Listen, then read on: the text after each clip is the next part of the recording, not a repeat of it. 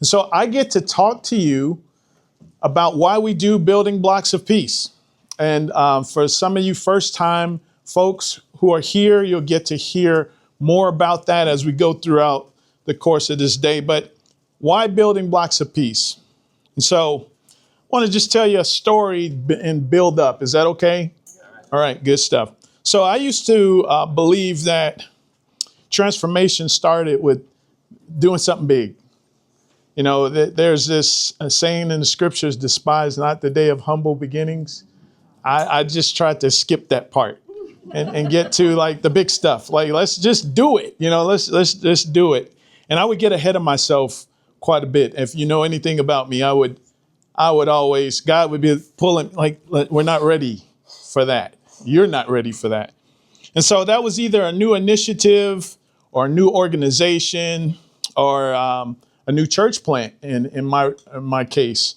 And so as far as the church plant went, I did the math. I live in Austin. And in Austin, I was a part of New Life Community Church, and we were church planting in the Austin community. And so the math went kind of like this. There's nearly 100,000 people in Austin. Actually, it's probably there now.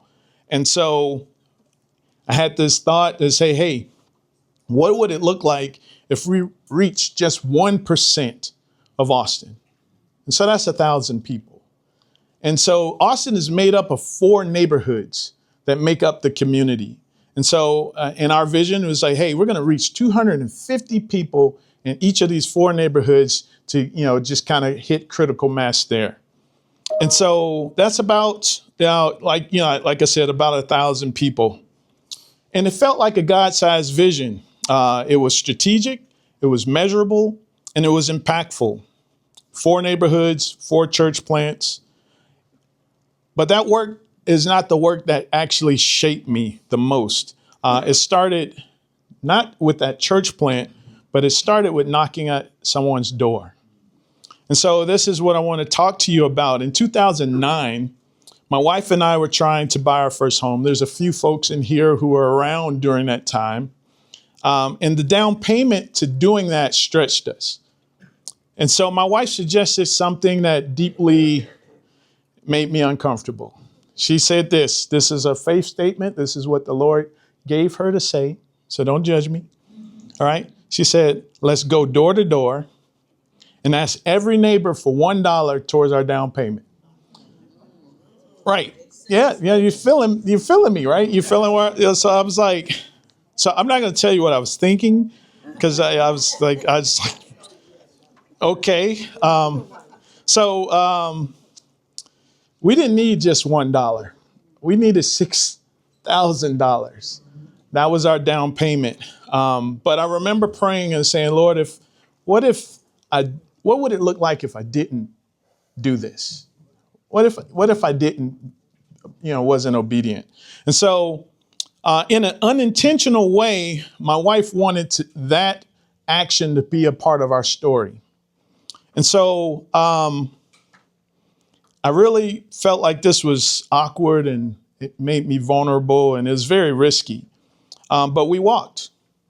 And so we went door to door and neighbors welcomed us. Like, this is the 5500 block of Adams. Our neighbors welcomed us. Some gave us $1. Some gave us more than $1. And some gave us a lot of encouragement. And so we were thankful for that, And so the final house that we visited was the house of Pastor Victor Polk. And Pastor Victor Polk invited us in. He sat us down at his dining room table. He's Southern, just this old school Baptist preacher. And he sat us down. He asked us a lot of questions because, people don't go up to you asking for $1, But he talked to us deeply about this block club and what they had started on that block. And to be honest with you, I was very interested in what he was talking about, but I was also nervous. I was like, why are we doing this? It made me feel some kind of way. And so even though he invited us in and he talked about this, we recognized that we weren't trying to start or join anything.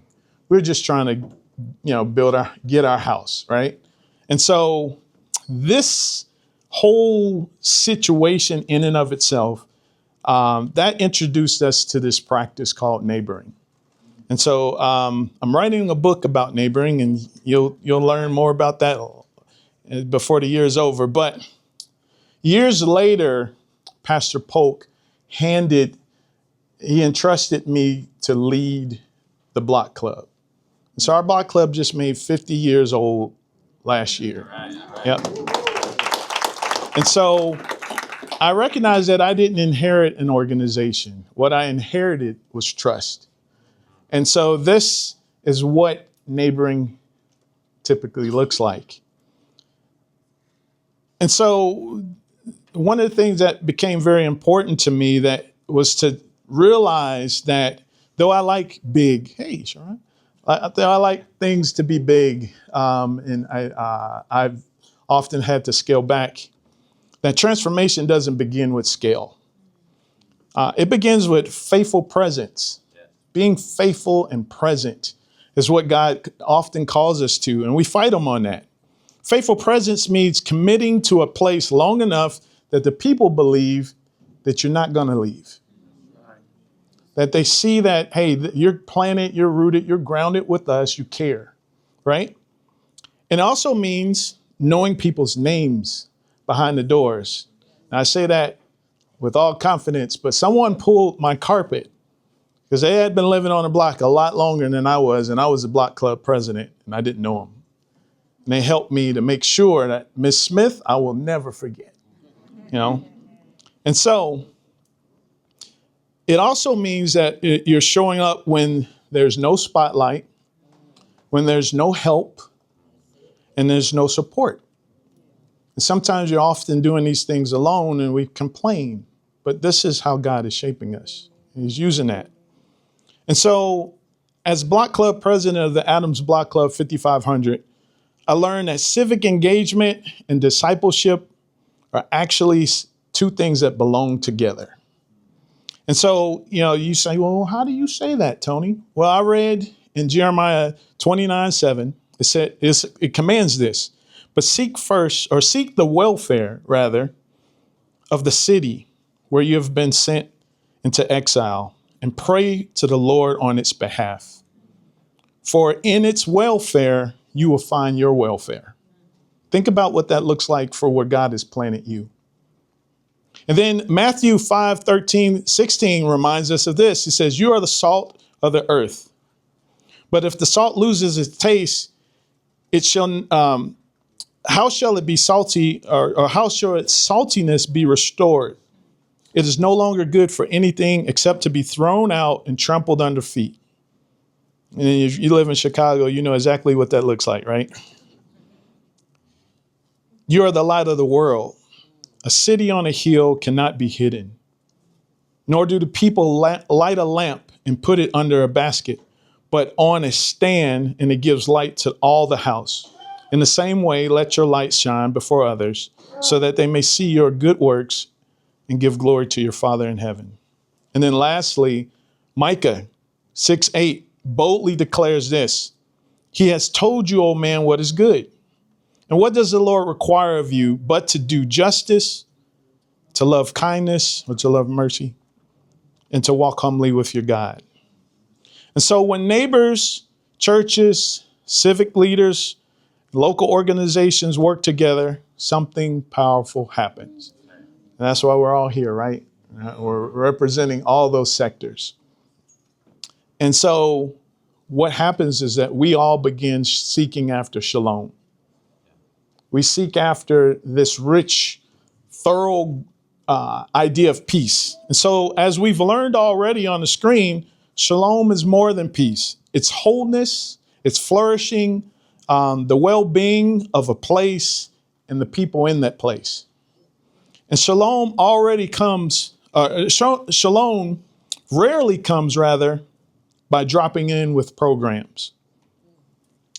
And this seems to be our pattern sometimes in our city, right?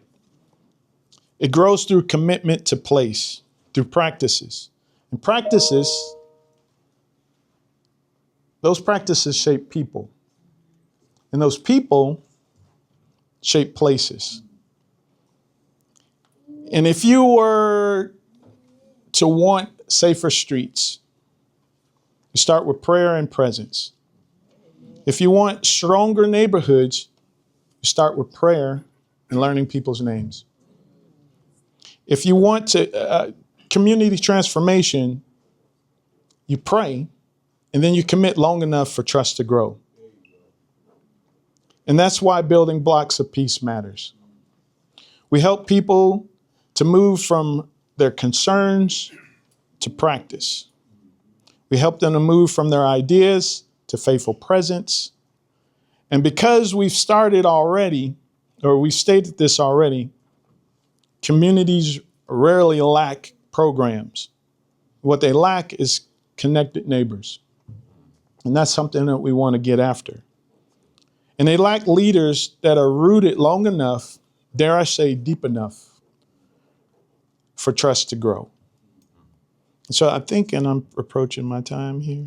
Yep, okay. I'm over my time. So I'm going to end with this. I'm going to just scroll up. I'm going to end with this, all right?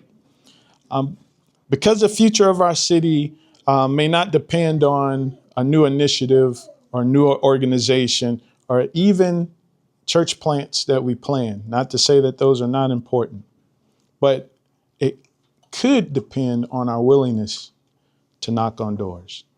All right. Thanks so much. Awesome. All right.